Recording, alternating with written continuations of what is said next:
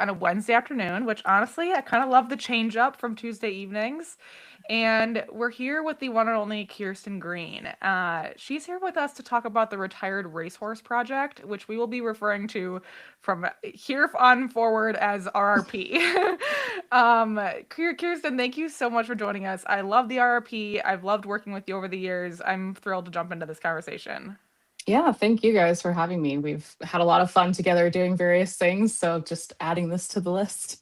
Exactly. Yeah. Any excuse we have to connect, we take it. So this is perfect. Kirsten, do you mind kind of starting us off by telling us a bit about your story? How did you get into this role today? What's your background and kind of what has the trajectory been with RRP and before RRP for you? Yeah. So I am a horse person. I still kind of I joke that like I check in once a year and make sure I'm still a horse person. Like I'll go borrow a friend's horse to do some riding. But I grew up a horse kid. Did a lot of showing and kind of local level eventing and dressage. So grew up on thoroughbred lesson horses. Um, kind of got out of high school, went the working student route. Thought I was going to try to kind of hack it professionally. Um, did the kind of I taught lessons for a little bit and um, did a working student for Denise Raff down in Florida for a season, where I came off and sprained my ankle doing a trot set one day, and I was like, I'm not built for this life. Um, and kind of came home and reset and, did some bartending and waiting tables and that sort of thing. And kind of just started from scratch and started building up a resume, learning how to do a lot of like random stuff. So I've had like kind of office oriented administrative jobs and retail jobs and wholesale like import logistics and stuff. So just like a really random smattering of things. But the horses like kind of continued to be like in the back of my mind. And um Stuart Pittman, the founder of the RRP, would teach lessons at the farm where I grew up, so I knew of him, and I knew that he was in Anne Arundel County where I was at that time, um, and had kind of caught on to this thing that he was putting together called, at the time, the Retired Racehorse Training Project. Um, and I was trying to just kind of get back into the community in one way, shape, or form. And I had started doing some braiding and body clipping on the side, and he was starting RRP and doing some demos and stuff early on. And I said, here, I'll body clip all of the horses for this demo that you're doing during the Winter Horse Expo. So there used to be like Maryland and Timonium, and then the Pennsylvania Expo in Harrisburg, which is still sustaining. But so I was like, I'll body clip all these horses, put my logo on a website, like I'll like just kind of build my network kind of thing. And I did that in that would have been 2013. And I just kind of sat down one day and I was like, all right, it's time to kind of figure out a way to make a leap back into the horse business. And I kind of remembered some advice that my mother actually used to give students. She's a CPA, and she would do career day. And she would always talk about like, no matter like what business it is that you want to be in, like people always need accountants. And I was just like, well, like horse businesses are going to need like kind of like people with administrative skill sets, right? And so I just updated my resume and sent that out. And at that point, I had like done those logistics jobs and I had some finance jobs. I worked in retail banking and a bunch of random stuff. And I had just volunteered enough for RRP at that point that Stuart emailed me right away and was like, I think RRP is ready to have an employee. And basically, like, had a very like perfunctory interview with him, and there was a board meeting and they made a job, and I just haven't left. So I worked in Stuart's basement for several years, and then when he was ready to step down, he kind of had a personal calling to get into local politics, so he stepped down at the end of 2017. And I was here through that, and our previous executive director, Jen Reutz.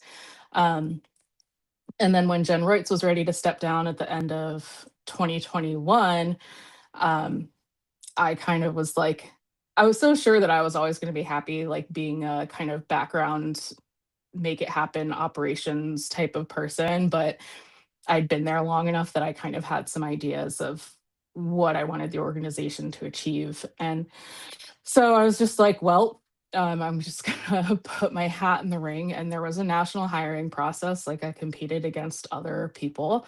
Um, and that was actually, I got promoted and got the job of executive director 4 years ago today. So yeah. So here I am, still like everything's still standing, the lights are still on. And we finished a strategic plan last year, so we're embarking on some new stuff. The next stage, we had anniversary last year and all kinds of stuff. So it's a cool time. Amazing. Well, congratulations on your 4-year anniversary. Thanks. That's incredible. That is so exciting. And just from my POV, the organization seems to really be thriving. So under your wonderful leadership, which is awesome. Yeah, I've just the way Stuart used to surround himself with people that like kind of filled his weaknesses, like I've kind of picked up and done the same thing. So there's a lot of really passionate and talented people here making it go off. Totally. It takes a team. Yeah. Um, well, let's jump into exactly what RRP is. For people who aren't familiar with it, kind of what is the vision and mission of the organization?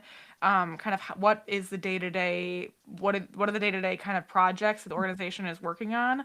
And are there like yeah, just tell us about exactly what RRP is. Yeah. So I'll do like a kind of like author's note kind of thing. So Retired Racehorse Project is the 501c3 nonprofit organization that produces the event called the Thoroughbred Makeover. And those two things get kind of conflated sometimes. So occasionally you'll hear somebody, like if they're advertising a horse for sale, they'll say that the horse is RRP eligible, which is like technically not correct, but we've just stopped fighting it at this point. So people will refer to the event as the RRP sometimes, or like fairly often. But that is probably just indicative of like we got something right if that is what, a key factor that people are using to help place thoroughbreds that are recently retired. But backing up a little bit, I mentioned Stuart Pittman. He is kind of Central Maryland, grew up in Pony Club riding thoroughbreds. He had a thoroughbred stallion named Salute the Truth that he campaigned to the advanced level of eventing. Um, like a generation ago at this point. Wouldn't be happy if you hear me describe it that way, but um, just had like a lot of reverence for the thoroughbred and kind of looked around one day and was just like, oh, nobody, like, why aren't we riding thoroughbreds anymore? And he's always just been a really passionate educator and like to write and just share knowledge. And he put together the first retired racehorse training symposium and just brought people together for a day and was like, let's talk about this, like what goes into getting horses off the track, like let's do some demonstrations, we'll have jockeys come out and like show you how they ride at the track and how you can transition that. And that was really like very much a part of our DNA, like as a young organization. It's like we were going to expos and doing demonstrations and stuff like all the time. um, and so just educating people how to be better owners, better riders, better horsemen for thoroughbreds is really kind of the bottom line. So our mission is to increase demand for the thoroughbred, and we do that by providing kind of supportive services to the people that are involved with them. So what does my day to day look like? It looks like this. Like there's no horses out back or anything like that. There's like a, you know, a gas station next door. Like it's not glamorous or anything like that, which can be like a little hard to for people to conceptualize. Like they hear Retired Racehorse Project and they're like, great, so you like find racehorses new homes when they're done racing. I'm like, to grossly undersimplify it, yes. But yeah, everything that we do is about making sure that people have what they need to be successful for the breed, and that is in turn going to really elevate the standing of the breed. So we're known for the Thoroughbred Makeover, which is a retraining competition for horses that have recently retired from racing. And we kind of made a big splash 10 years ago and said, we're going to have $100,000 in prize money, 10 disciplines, Kentucky Horse Park, like be there, be square. And like it's kind of evolved and grown, and has really become kind of a bucket list thing for people that have horses that are coming off the track. So we have professionals that come and do it every year and use it to kind of like platform their training program. And then we have juniors and amateurs that are, you know, getting a horse that they're going to potentially keep long term and want to take up the levels. And they will come and they have some kind of structure and community support and like a goal to point to at the end of their first year off the track with their horses. So that takes up a lot of our time and energy. It's an application process. So the riders apply, they kind of send in a horseman's resume first, and we have an application committee that looks at everybody just to kind of make sure that everybody can achieve the level of competition that is required. So like there's no jumps that are lower than 2.6, for example. So we just want to make sure everybody's going to have a productive, safe, positive weekend, not necessarily looking to see if everybody's going to be competitive. So they apply first and then they register an eligible horse. And that process is taking place like right now. We're going to be announcing who's in for the year next week. So that takes up a lot of time and energy, and it's very multifaceted and ingrained in everything else that we do because we're using it to promote the horses. We, you know, find good stories to tell and platform them, and do a lot of outreach connecting the racing industry so that they can follow their horses and kind of be engaged in the process. And so that's all kind of going on year round, but we also continually do, you know, kind of one-off events and educational opportunities. We published a quarterly magazine until very recently, and switched over to digital publishing. So all of that content is online in our website and our educational library. We have a event coming up at Leesburg Equine Medical Center, Saturday, February 28th. That's going to be like a thoroughbred wellness expo. So we're going to do like demonstrate an aftercare intake process and do an over the ground like live endoscopy demo and like all kinds of stuff. So we're do a lot of like just like a lot of catch-all, we're like probably the closest thing to a breed organization for the thoroughbred that is not racing anymore. So not like hasn't gone back into the breeding industry, is no longer racing, and is going to live out the other 3/4 of their life doing something else. So that's Yeah. us. So the takeaway is you're quite busy. It's Yeah. awesome. Everything, like all the different resources that you guys provide the community, are like so valuable and really have an impact. So that's really, really cool to see. I definitely want to jump into the makeover and everything that goes with that. But before we do that, you mentioned some aftercare support for Mhm. people who are buying their horses off the track. What is RRP's involvement in that? And well, actually, I want to ask that question, but also I want to clarify RRP is not a member organization. Is that correct? That's correct. We did a kind of multi-year experiment early on with a membership model. So like people that have been around and engaged with the organization like will still remember that. But um, we when we had to make some decisions about the viability of the magazine long term and that sort of thing, we decided to do away with that and not put any of our content or resources behind a paywall. So it was just like at that point, like, what do you have to offer a membership? Like, we should just kind of make everything like open access. So that's what we're at this point. Awesome. Okay, so yes, what is RRP's involvement in somebody buying a horse off the track for the first time, or not even for the first time? Like, what is there any sort of like outreach that those riders can make to RRP about that process, or what is that relationship? Mhm. I'll kind of like zoom out slightly. So I've used the word aftercare, and I don't want to assume that everybody watching this knows what aftercare is. It's a very like thoroughbred, like vernacular word. So that really refers to the industry in North America, but there's aftercare industries basically in every racing jurisdiction now. And that really refers to the people that are doing the facilitation of getting the horses from their point of retirement into whatever the next stage of their like non-racing life looks like. So, people will certainly, I would imagine, be familiar with organizations like New Vocations. They're very well established aftercare organization.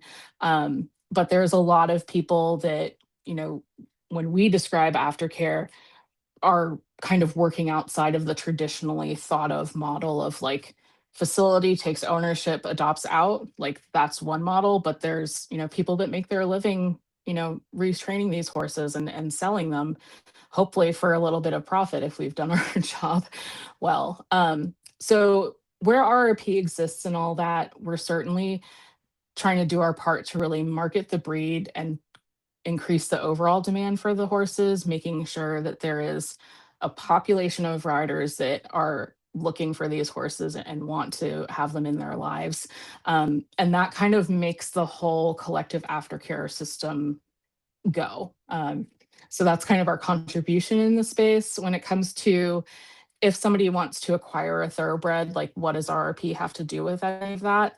We're not party to any transactions. We're just here as a resource. So one of the things that I failed to mention when I was listing all the other things that we do is that we have a free horse listing service on our website.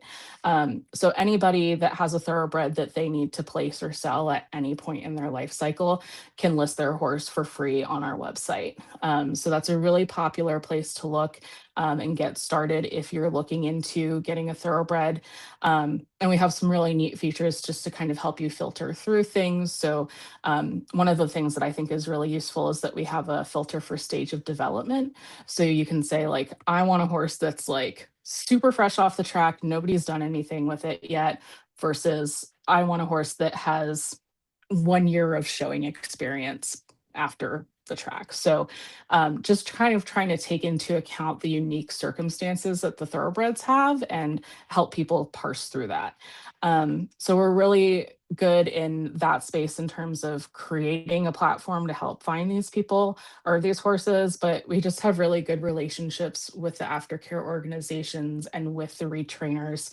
And we can kind of make some recommendations and point people in one direction or another, depending on what their need is and where they're located. Um, I think one of the things that's really beautiful about how the aftercare um, kind of landscape has evolved in this country is that we do have so many different kind of modalities, and that can meet the needs of the horses and the retiring connections and the potential buyer or adopter. So like if you want your hand held through the process, you want that matchmaking experience, like you go to some place like New Vocations or Mid Atlantic Horse Rescue, or if you're feeling like you're a bit more advanced and you want to buy like directly off the track or um, you know, with from somebody that's listing horses as a kind of agent for the retiring connections, like we can point you in that direction too. There's a lot of different ways that you can go about it. And we've just been kind of in the mix for long enough that we kind of can point you in the right direction. Amazing. Yeah, it seems really useful to the rider and to the horse that you get that like RRP plus these aftercare organizations are so interconnected, and there's support kind of bridged between all of them because yeah, I think it can be kind of confusing to sparse out what is what in Yeah. these worlds. Yeah. Um Okay, so RRP, in and of itself, seems to be providing an immense amount of resource to the thoroughbred community. Um, you touched on the makeover. Mhm. Let's talk a bit more about exactly what that looks like. If somebody really wants to participate in the makeover and they're going to go and buy a thoroughbred to hopefully be eligible, Mhm. kind of what should they be thinking about? Like what are the eligibility requirements and what is my understanding is like you start prepping for that like a year out. Kind of Mhm. what is that whole timeline? Sorry, that was like 10 questions in one, but just Nope. These are like the ones that are like super ingrained in me at this point, so I can get through them. So basically, if somebody wants to do the makeover, what I usually recommend is go online and just kind of familiarize yourself with the rule book. In particular, we try to put it like right up at the very beginning of like, you know, big deadlines and timelines. Like, you know, if you're going to do this, like, here's the dates that you need to know. And those generally don't change very much, like, give or go a day, depending like what day of the week or something like that. But um, like familiarize yourself with the timeline and then familiarize yourself with the eligibility criteria because there isn't anybody actually policing like if an advertiser says somebody is that a horse is RRP eligible, like they may not understand what that means. So there is a little bit of like a buyer due diligence to make sure that you understand those criteria and can ask the right questions. So there are now two divisions of competition in the makeover. There is the original retiring racehorse division. And so that is for horses that have recently retired from racing. So we define that as they have had their last race or published work within the 18 months prior to the start of the training year, basically. So for horses that are eligible for this year, they will have had their last race or published work on or after July 1, 2024. And like I have to like do the math and like update the numbers in my brain. So that's the kind of like classic original like division of competition. And then there's also a former broodmare division. So that is for mares that can demonstrate that they've had a cover reported in the previous two breeding seasons. There doesn't have to be a resulting foal, but there does have to be a cover that's been reported to the jockey club. And so they compete, like the spec of competition is the same. Their results are just separated, and awards are given separately. So basically make sure that you understand that and take a look at the spec for the different disciplines. So the way that the application works is we ask the rider, like, what is your level of experience and what is your kind of like primary discipline background? Like, are you a hunter rider? Are you an eventer? And then we want to look and see, like, provide enough information to our independent application committee so that they can look at like what you have on paper and the video that you provide us and say, we have a degree of confidence that this person is going to have a good time. The horse is going to have a positive result. They're not going to be a danger to anybody else like that, and that they're going to be competent at the level of competition in whatever discipline it is that they kind of identified as being their primary discipline.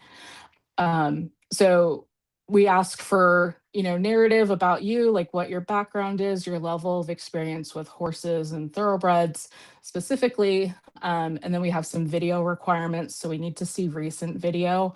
And we just want to see, everybody's got to show us walk, trot, canter. And then if there are discipline specific things. So if you say, I'm an event rider, like we want to see you out in a field jumping something 2.6 and like not a 30-second, or an 8-second clip of one fence. Like we want to see you not get run off with, basically. So for some people, that process can be a little bit frustrating sometimes. We get a lot of like, but it's winter and my arena is frozen and I don't have like somebody to video for me. And so that's why I really kind of put some emphasis on like, presumably this isn't something that you woke up one day and was like, I'm going to apply for RRP today. You're looking at buying a horse, like maybe when it's fall that you want to do this, like get your videos and stuff done, like familiarize yourself so that you're not going to be in a position of like, what do you mean I don't have good enough video? Like nobody likes being in that spot, but we have an obligation to make sure that the horses are going to be presented in the best light and that, the outcome is going to be productive. So we're very dependent on video to make that determination. So that's kind of like my one big thing. It's like, if it's September or July and you're like, maybe I'll do RRP next year, like have somebody video around at your horse show, like have somebody tape a lesson, like something like that, so that you've got what you need and you don't have to worry about it in January when everything's frozen hard as a rock. So yeah, you do trainer application, and then you can register an eligible horse. You can bring up to 3 horses. There are team options as well. So if you're on a team, you can still have your own horse and be on a team with your friends with another horse. But max of 3 horses any way you slice it, because otherwise scheduling is going to be awful and nobody's going to have a good time. So we go through all of that, and then it's very like communal throughout the year. We have a big Facebook group that we host of current and past trainers that have done the process.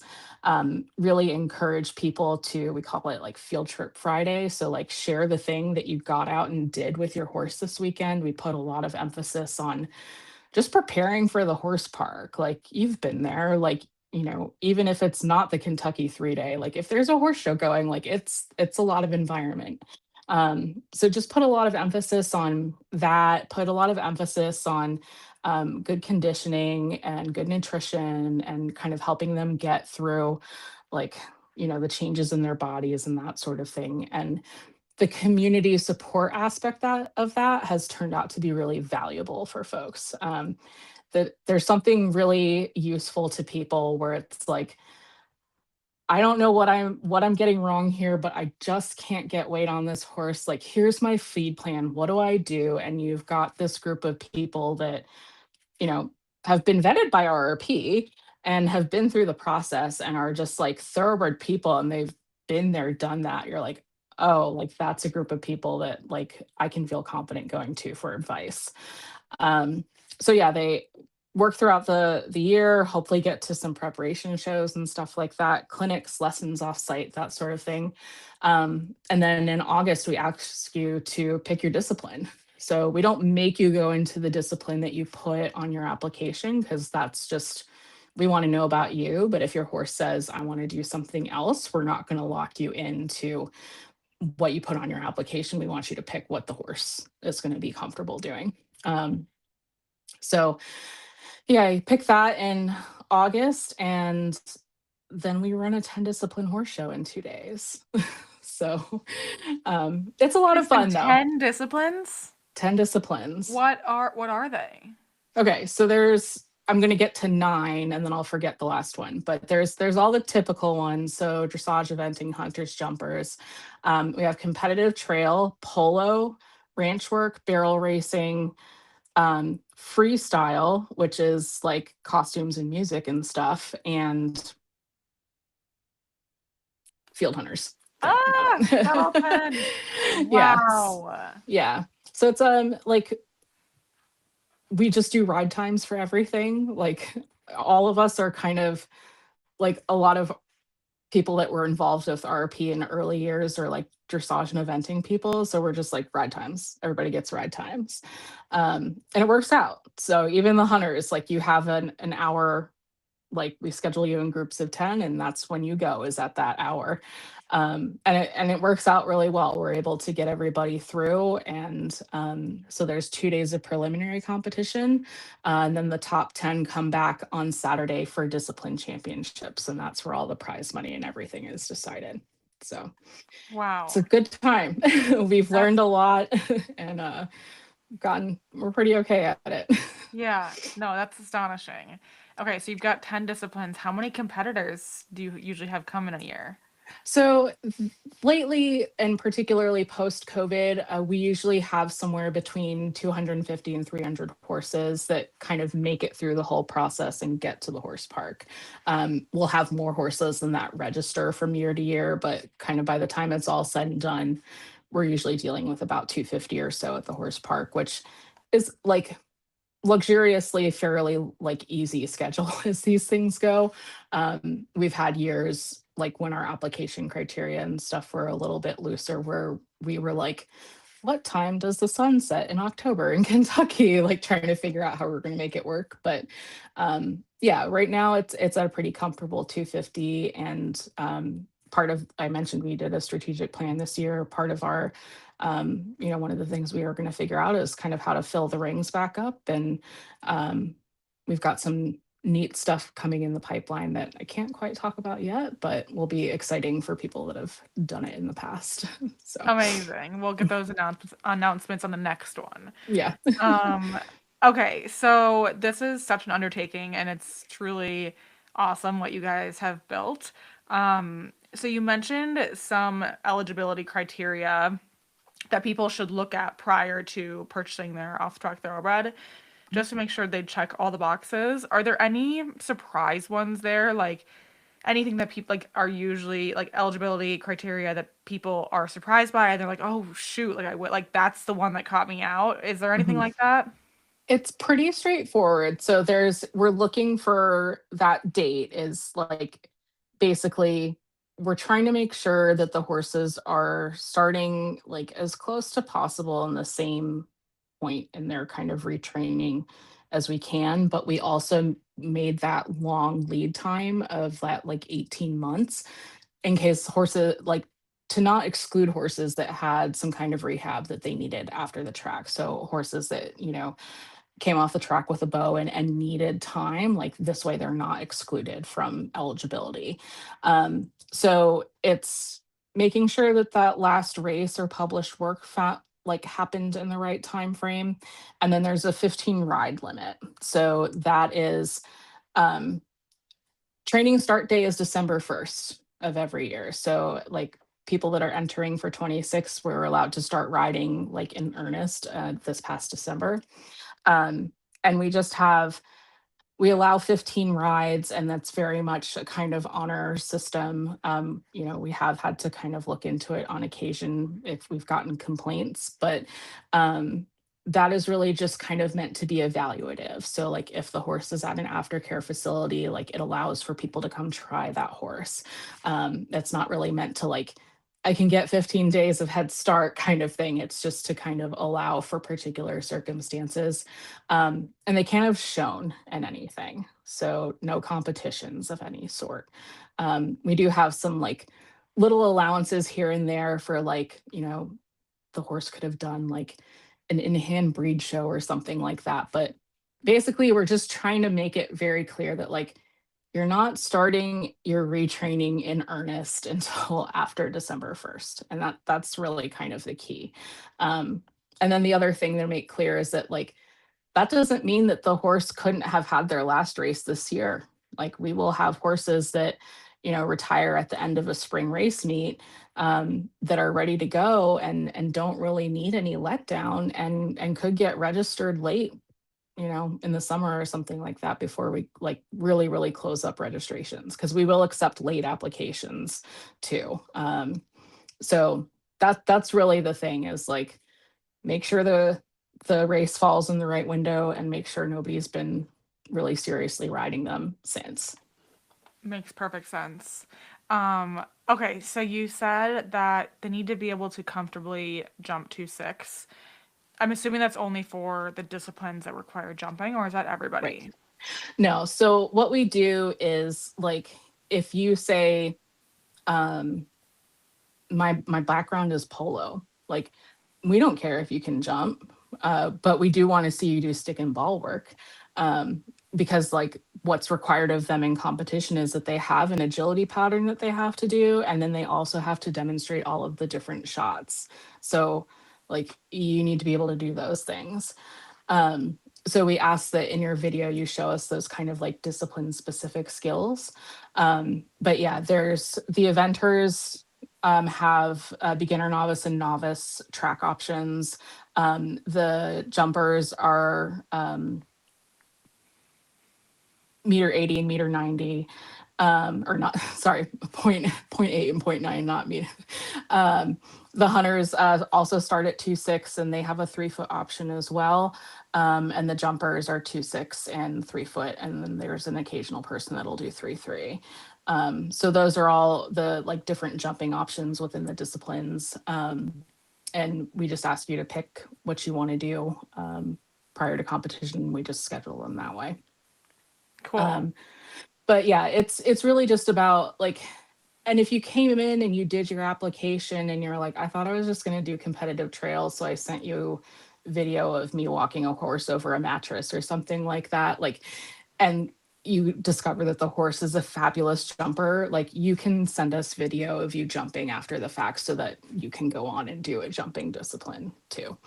So it Awesome. like we didn't mean to make it like this huge like administrative undertaking, but at the end of the day, like if we have people coming to the competition that are just really ill-equipped for that atmosphere and for what is asked of them, because the level of competition is not difficult, but you need to take the process seriously too.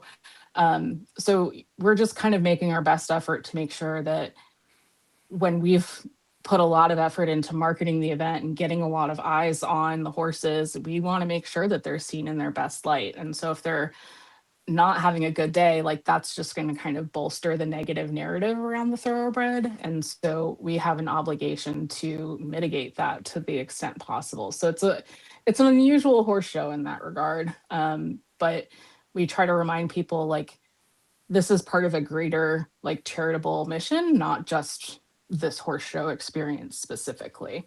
So we Yeah. just try to remind people of that because it can be like it can feel kind of arduous to go through the paperwork and sometimes, but there's a bigger picture thing going on too. Totally. You want the horse to feel like successful after the weekend, the rider to feel successful after the weekend, and like that is a big undertaking to make sure Mhm. that they get there and they're gonna have that outcome. Yep. That's the whole reason for it. Yep. So I think that makes perfect sense. So how does the judging work for the different disciplines? Like is it the same as judging at a normal horse trial, or like how do you what does the winner look like? Yeah, that's a great question. So what we tell people, and that like, again, like reviewing the rule book and stuff, we have all of the specs and like what tests are going to and patterns and everything available ahead of time. But we tell people to be expecting something similar to what you're used to at your respective discipline show, but not quite the same. Of course, we have disciplines that are subjectively judged. We have disciplines that are objectively judged. And we need to kind of make that all work towards this. Like ultimately, everybody needs a score to determine like who's top 10 and everything. So um, everything is just a little bit different than what you're used to. So the Eventers is a great example. They do novice test B, and then we just recently switched back to doing a young event horse style course. So it's one jumping phase, but it kind of like eases you in with some show jumps, and then you move on to the kind of cross country course and show the gallop at the end. And that's all subjectively judged. We've been using Jennifer Carter judged for us this year. She did a great job. Her and Dorothy Crowell together. And yeah, they have like a rubric and, you know, they're looking at specific qualities. And the show jumpers are, they do they have to come in and show like a little flat work pattern to the judges first, and then they go and jump a course, and every fence is scored. And then they have an optimum time round immediately after that. So the first round isn't timed, and then the second round is optimum time. So we don't want anybody gunning it for making time. So like that's what some of those look like. Hunters is fairly similar, except that they do get like an actual score sheet with like actual scores versus like, you know, here's your 70 or whatever. But every single discipline is trying to look and see like, has this horse had his basic fundamentals installed? So like there is a kind of like equalizing factor of like, have we looked at like can this horse walk, trot, canter, circle, change direction, stop, like, and be attentive to the rider's aids. And um, so like for some disciplines, we've had to kind of create that. So like I mentioned, the polo players have to show an agility pattern. The barrel racers have to do a little flat work horsemanship pattern.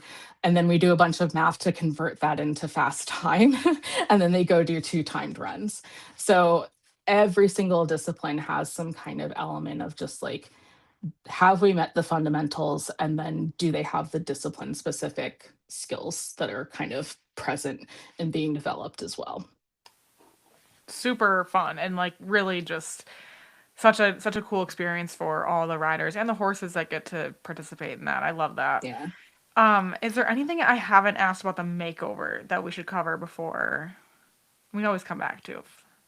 I can't really think of anything. I mean, we could go way off in the weeds and stuff, but we've hit on all the high notes. Yeah, I know. I could ask 20 more questions, but I will resist the urge. Okay, so let's talk a bit about just off-track thoroughbreds and the way that RRP wants them to kind of the image that RRP Mm. wants to convey about thoroughbreds to the community. Are there any like common misconceptions about thoroughbreds that RRP is trying to dispel or like myth bust? Mhm. I mean, one of the big ones that we try to hit on, particularly at the makeover, is like thoroughbreds are supposed to be lean and skinny, um, and really kind of helping people understand the difference between track fit and skinny, and that those two things are very, very different. We've done a lot of work over the last several years. I didn't mention it because it like just didn't come up, but we do an arrival exam at the makeover, and we have a team of veterinary interns led by practicing veterinarians that go around and look at every horse and do a body condition score on those horses, look at blemishes, look at soundness at the walk. um, because it's very, kind of again presenting the horses in the best light is, top of mind for what we're trying to accomplish. So um, dispelling the thoroughbreds can't hold weight, thoroughbreds are supposed to be skinny, all of that sort of thing. Like I can like think of so many like borderline obese horses that are kind of amongst our trainer group of people that just really have feeding thoroughbreds figured out. But that's a big one. Feet is another big one. I think a lot of people just really don't understand just what time can do for feet and how long that actually takes to kind of redevelop the foot. The angles that they are shod with for racing is just completely different than what you're going to need for riding or sport, and it just takes time. Yeah, there are some thoroughbreds and there are plenty of other horses that just have crap feet, but the thoroughbred is definitely capable of having great feet too. Um, so those are just kind of some of the typical ones on care. There's obviously the hotness, like thoroughbreds are sensitive and hot, and they're not for beginner riders. And I don't believe in that either. Like we've dealt with enough thoroughbreds at this point that there's all different personality types, just the way there are people. And there are some horses that will very happily carry around your 2-year-old daughter and like not be a problem at all, versus there's going to be horses that are going to be incredible athletes that are more sensitive and they may be more quirky and they may need a rider with a little bit more tact and finesse. Like there's a whole range, and I think that's really true of any breed. It's not specific to the thoroughbred. um, One of the things that's a little bit more nuanced that we're really trying to fight is just kind of the charity case narrative, and this is something that is really ingrained in kind of the bigger picture of the culture that these horses are like bred and raised in, and the aftercare culture, and just this concept that like once they exit racing they're not worth anything anymore, or that they're all broken and beat up and that they need a year to be a horse, and just like rehab from their racing experience. And there's a lot of things that we've been doing to kind of like very consciously combat that kind of narrative. We actually hate the word aftercare, so but we can't come up with a better word. So if anybody has any like great ideas, please let me know. But just the kind of like baked in connotation that just just because this horse had a career on the track, that there is something like adverse that has to be addressed before that horse can go on and have another life. Um, I think a lot of people, like, as the aftercare industry really evolved in this country, it got very charity centered. A lot of the time when people think about acquiring a horse, they think of, facility, adoption fee, like that is how it works, which can be like antithetical to what we're trying to do, which is like, no, they're actually like, they can be worth something. There are certainly horses that fall into a category where they need time and they need help and support. There is an injury that needs to be addressed. But there's also a ton of horses that like come off the track and are like ready to go and do something, and don't need to be so devalued. So there's like the kind of like actual monetary value, but also just the kind of like narrative that's attached to them too. Um, there's a great program that just got announced that I'm really excited about, and I don't think we would have been ready for this 10 years ago. There's going to be a thoroughbred only hunter derby at Upperville this year, with $25,000 of prize money, and that's actually being organized by a woman named Carrie Brogdon, who is in the thoroughbred breeding industry, but she has a lot of kind of ties to the show horse industry herself as well. And like, particularly in some disciplines and in the hunters, like that can be a real hurdle to overcome. People even being willing to admit that their horse is a thoroughbred if they have a thoroughbred at all. So there's still a lot of that it's subtle, and we're really working to overcome that. And one of the things that we're being more and more intentional about as an organization is, um, we just say thoroughbred.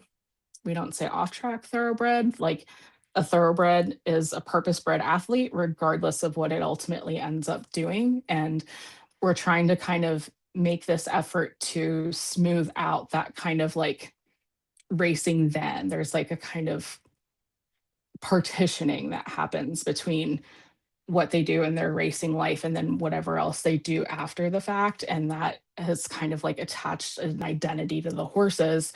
And we're just being very intentional of just like, it's a thoroughbred, like just plain and simple. And it's such a subtle little thing, but we're starting to see that catch on a little bit too. And I'm excited about it. So I love it.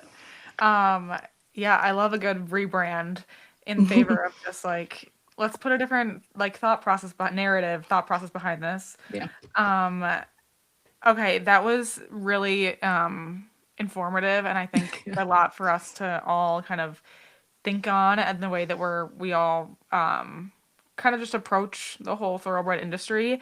So I love that. What we are basically here on the hour. I want to make sure that we've covered everything that is kind of you're trying to get out there about RRP right now, or about thoroughbreds. And is there anything else that you just wish that people could take away from this conversation? I mean, I definitely touched on, there's certainly programming that we're working on, coming up. I mentioned the Wellness Expo that we're doing in Leesburg. It's also Aftercare Industry Month, which is a webinar series that we do in the month of February, talking about different topics that are kind of relevant to people that are working in the aftercare space. And that can also be really helpful for people like potential owners or people that are interested in kind of getting involved in this space.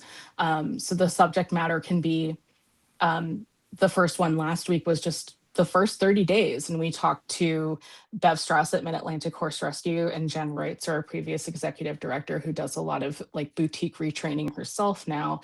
And we just like, what do we need to know in the first 30 days? Like, what is that like for a horse? Like, how do we support them through that?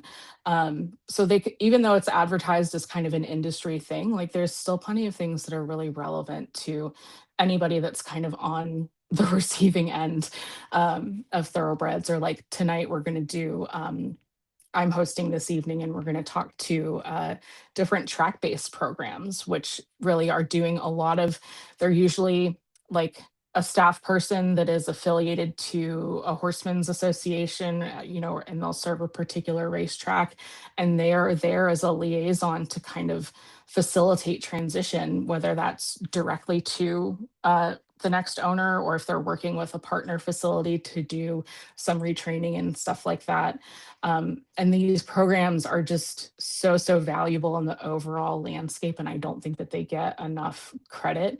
And I think that it's going to be great to highlight them so that more prospective thoroughbred owners know that they exist too. Because there isn't, like, you can't go to the TAA website and say, show me all of the like track-based programs. Like, there's not a lot that's happening to really elevate them and organize them. So excited about that. There's, a lot that we're trying to do just to kind of help unify and like mobilize everybody that's in this space and doing such great work. Trying to think if there's anything else. Definitely looking forward to Kentucky 3-Day. Got to talk to you about that offline. We've been doing demonstrations there in the Walnut Ring during the 3-Day for 10 or more years now, and that's still one of our favorite opportunities to get out and see our people. So that's on the list. And yeah, I mentioned we completed a strategic plan, and I've kind of touched on some of the high points there, but exciting to kind of actually gone through the process and having a lot of clarity about what the next 10 to 15 years is going to focus on. So that'll be publicly rolled out soon. So lots going on. Amazing. Stay tuned, everybody. A lot is in the Yeah. works. So, Kirsten, where do people like sign up for an email list to hear about all these events, or where is the best place for them to be notified? Yep. Go to the RRP, so THERRP.org, and there's email sign up there. Definitely follow us on social, constantly updating, highlighting horses in the makeover. The latest educational articles are all getting pushed out there as well. And yeah, just follow along, stay in touch. And if we can do anything for you, don't hesitate to reach out. Wonderful. Well, thank you so much, Kirsten, for your time and for sharing your knowledge about RRP and thoroughbreds with us. We really appreciate it. And everybody, thank you for submitting your questions.